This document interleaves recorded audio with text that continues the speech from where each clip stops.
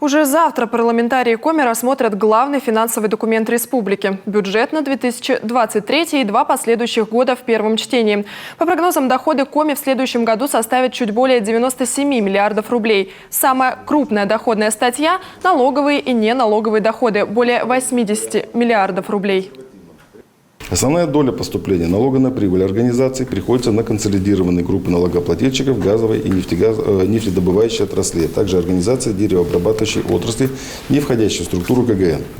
На 2023 год прогнозируемое поступление налога на прибыль организации составит 27,3 миллиарда рублей, что на 8,6 миллиардов рублей или на 24,1% ниже ожидаемого уровня текущего года. Отрицательный темп поступления обусловлен в первую очередь отменой с 1 января 2023 года Института консолидированных групп налогоплательщиков, а также дальнейшим прогнозируемым снижением цен на газ. Расходов больше, порядка 110 миллиардов. Значительная часть средств пойдет на строительство социальных объектов.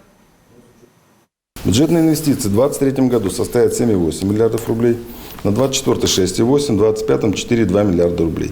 В рамках адресной инвестиционной программы на трехлетний период 66% расходов приходится на социальные объекты. Из них в сфере здравоохранения с объемом финансирования в размере 4,8 миллиардов. Из них наиболее значимая республиканская инфекционная больница, реконструкция радиологического отделения Коми республиканского онкологического диспансера и другие.